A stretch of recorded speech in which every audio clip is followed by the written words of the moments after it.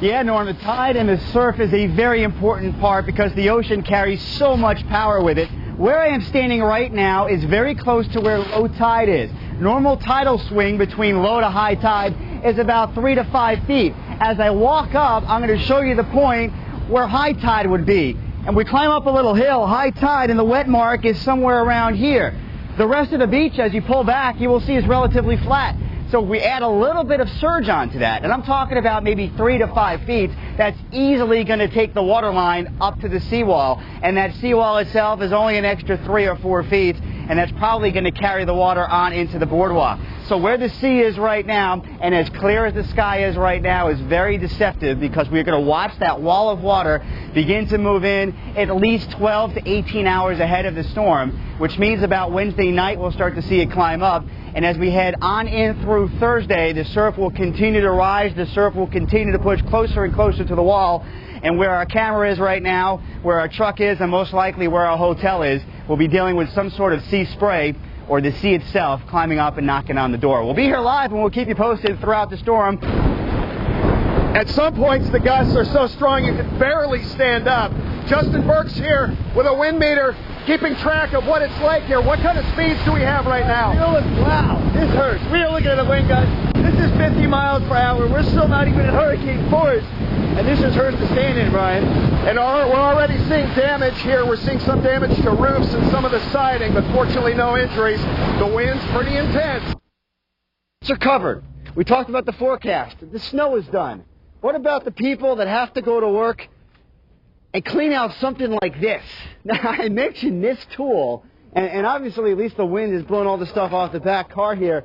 But what if you have to go to work? Don't worry about the kids and everybody else, but you have to go to work today. How long will it take you to actually shovel this stuff out? We know the plows are doing their job, but you may be stuck in here. I'm going to tell you something, folks. I'm going to be a good Samaritan today. I don't know if this is your car, you see it on TV right now, but we're going to check it out. I'll talk to Tony right now for the update on the forecast, but I got my scraper, I got my brush, and I got my shovel. Start the clock. We'll see how long it takes, at least me, one man, to clean out this car on Falls Road. It could be a long task, an arduous task. So we're going to do a little time lapse here, huh? Oh, yeah, we could. We'll start it right now, Tony. We got 6:44. Mark! My goodness, that is just crazy. Let me explain something to you. What? This is a small car. This is a Civic. Honda Civic. Here's the front of the car right here, folks. You've got a ways to go, brother. Woo! But you're being a good man. I'm sure whoever's watching at home and seeing their car getting dug out on TV. Now that's service. Channel 13 wouldn't dig out somebody's car. We're the blue-collar weather team, right, Tony? Absolutely. We are. You say we love the weather, but we don't go out and experience it. Let me dispel that myth right now. I love it.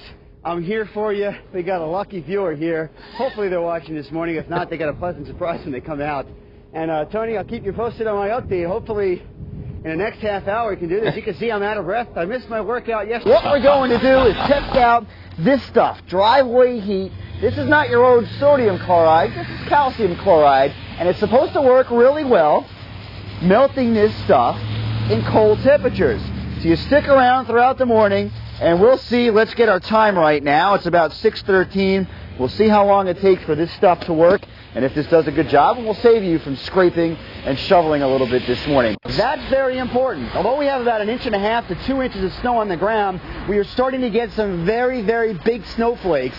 And that rising temperature is a very good indication that the temperature cloud level is warming up enough. You start to get those big flakes right before you turn over. So here are the tools that you're going to need to get out of the house. Right now, it's the brush.